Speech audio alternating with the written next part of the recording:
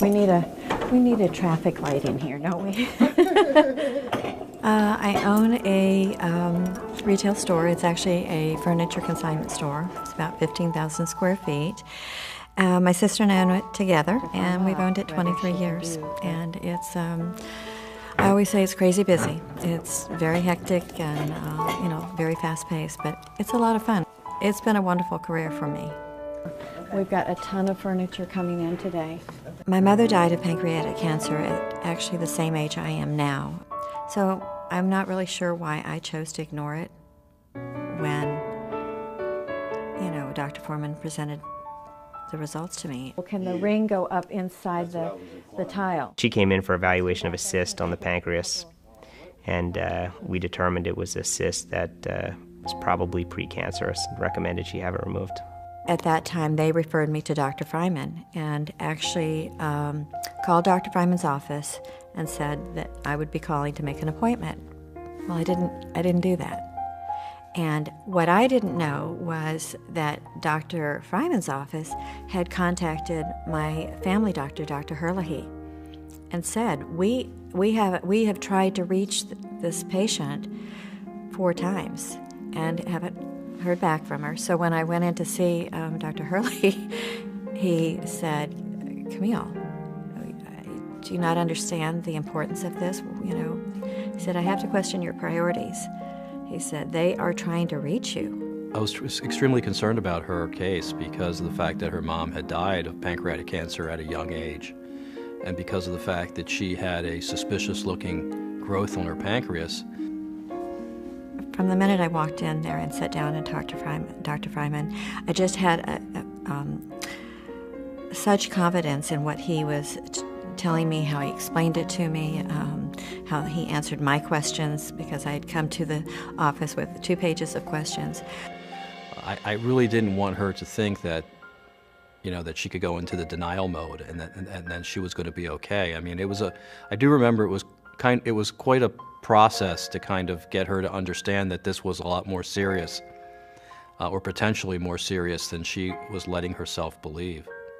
Dr. Fryman explained to me that it wasn't going to get any better, and that I really, I was going to have to address it at some point, whether I chose to watch it for another few months or elect to do something right then. Wiring, so we're going to have to find a place to actually... She is a very vibrant, active 63-year-old woman. She owns her own business. She, clearly is somebody that could live a long time. And to ignore a disease that's potentially curable at an early stage would have been a real foolish choice for her. What Dr. Fryman said to me was, Camille, you're a young 63-year-old woman. Right now, you have a choice. He said, if you wait, you never know how long is too long to wait. He said, and then that choice is a whole other ballgame. I understood that I could have waited a few more months to have surgery, but the way in which he explained it to me, I didn't think that was prudent to do it, to wait. When I had talked to Dr. Fryman, I asked him very specifically, was he going to be the surgeon doing it? Was there going to be a resident surgeon assisting him? And he assured me no, it was going to be him and Dr. Mackey. That gave me a great deal of comfort. That's what I wanted to hear. I mean, that's what I needed to make a decision. And I also asked Dr. Fryman how many surgeries had he done, and he said almost 2,000.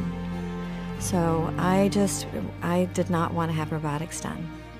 And that's just, it's a personal choice. But I wanted to know that a skilled surgeon was operating on me. This looks good. Thank you for doing that. When I spoke with Dr. Fryman, I said, well, am I going to actually see you before I, am put out, under anesthesia? And he said, yes. He said, Camille, if you want, I'll hold your hand. Again, that just so touched me. It could use some height in the back areas. The recovery was, frankly, very easy for me. The first few days were uncomfortable while I was in the hospital, but beyond that, once I got home, it really was very easy. And again, they were so great about staying in touch with me and making sure that I was doing well. And